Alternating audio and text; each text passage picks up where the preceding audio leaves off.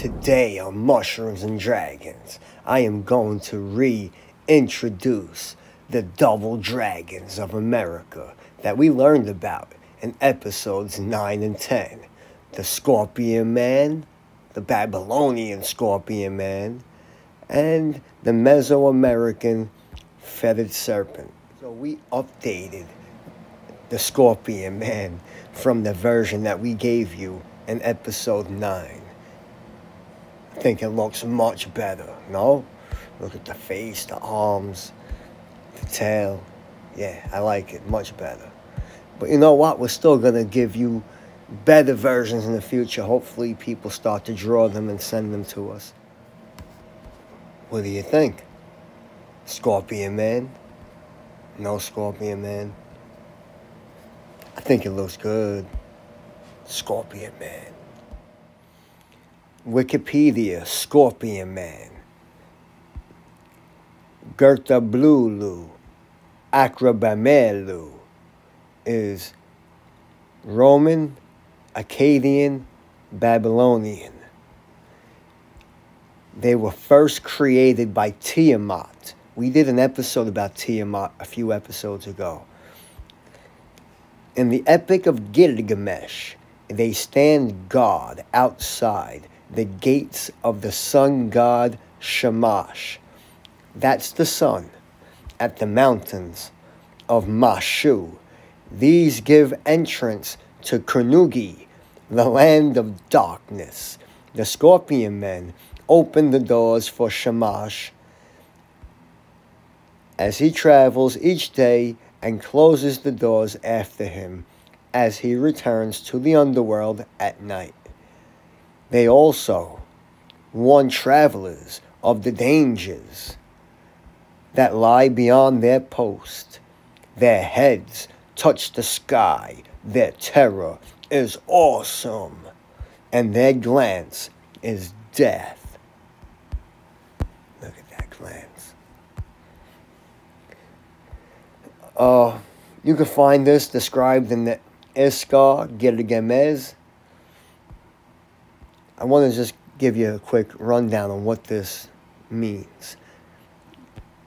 Just real quick, check out the Scorpion Man. He looks good, right, with the claws, the head, gave him the tail, all that. Now I want to go to Google Earth. This way we can see him even better. Here he is, the Scorpion Man. And here's his tail. Now here's the West Coast. This is California. His tail is Alaska, the Bering Sea. Behind him, the sun sets on the west side, behind the Scorpion Man. And what lies behind the Scorpion Man is nothing. That is the open darkness. That is the land of terror. You don't go past him. He stands guard at the entrance of the land of darkness. And as the sun goes there each night, the world turns dark because the sun goes away. This was all written about in the Epic of Gilgamesh thousands of years ago. They understood about the Scorpion Man. Now I found a cool site, Gods and Monsters. The Gerta Blulu. Assyrian, Babylonian mythology, Akkadian.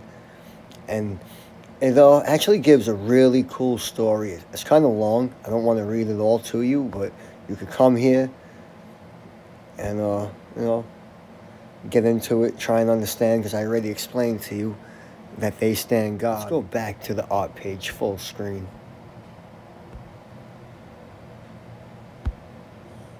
I zoomed out to get a better picture of what America looks like with a big scorpion across the West Coast. But now let's include the feathered serpent on the East Coast. And America starts to look a lot different, doesn't it? Let's take a closer look at this feathered serpent on the East Coast. So we drew and taught you about the feathered serpent in episode 10. We're just going to update it and kind of go over some of that again with you. This is in Mesoamerican serpent. So there's a lot of different stories about who and what the serpent is and what he did and all types of things. We're going to give you the best of what we think is the actual history. On Wikipedia, they are calling him a supernatural entity. And he is called Quetzalcoatl to the Aztecs, Kulkulkan to the Yucatec Maya, and Cuacmatz and Torhil to the Kichimaya. So the feathered serpent appears in the Olmec culture. The Olmec predates the Maya and the Aztec. This stems from the Gulf of Mexico to Nicaragua, which means the Olmec and this feathered serpent is older than South America and anything that comes from South America. The people of Tehuacan built a temple, a pyramid of the feathered serpent.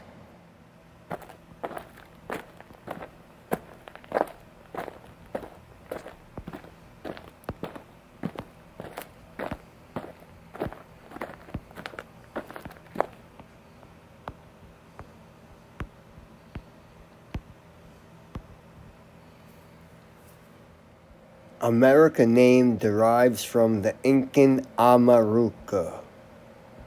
That's a cool headdress. Welcome to Amaruca, land of the serpent gods. Amaruca, literally translated, land of the plumed serpents. He claims the name of America was derived from Amaruca instead of after the explorer Amerigo Vespucci. This further proves that serpent worship was common throughout all cultures. So, trying to figure out whether America is named after Amerigo or Amaruca. I believe Amerigo came here later after these people were already worshiping the plumed serpent and calling themselves Amaruca. And this guy just didn't have a name that sounded very similar to the word they were saying. They kept saying Amaruca, Amaruca, and this guy's like, yeah, I'm a Amaruca. Could be, I'm not sure. Yep. The Aztecs had a feathered serpent called Quetzalcoatl.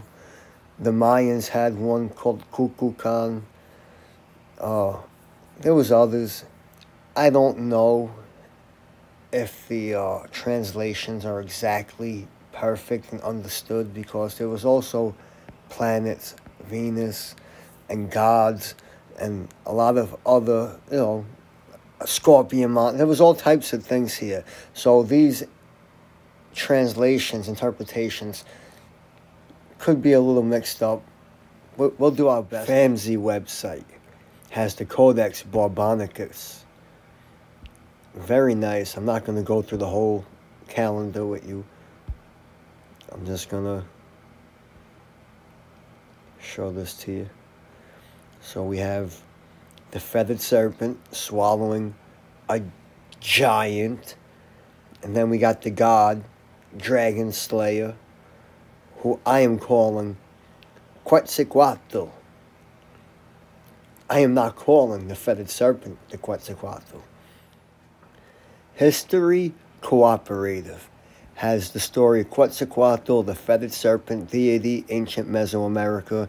I mean, and it has a lot. I'm not going to go through even a little bit of it. The initial worship, the name, a really cool picture of the snake that we see on Google Earth. All right. The birth of the feathered serpent. This is where we're going to go. But there's a lot to the birth. I want to go all the way down. All right. Then, right here, from snake to feathered serpent. This is when he becomes the feathered serpent.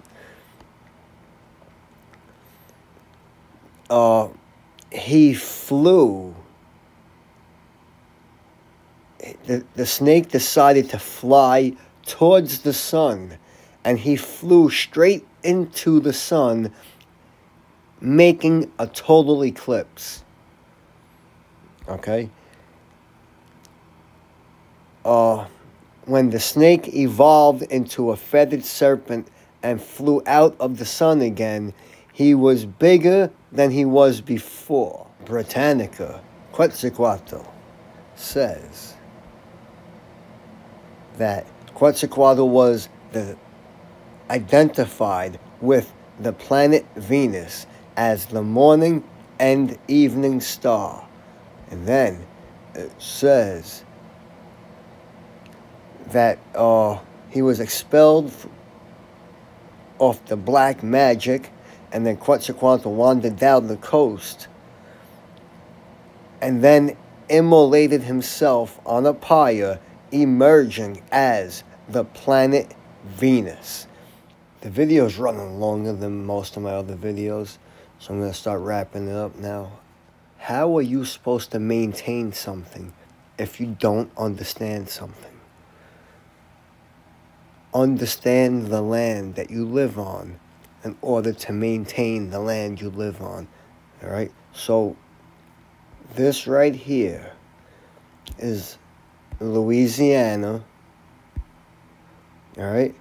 And we see the serpent spitting all of this down. Look at that. All of this poison coming out of his mouth. You see that? Coming right out of his mouth. Right down into that trench.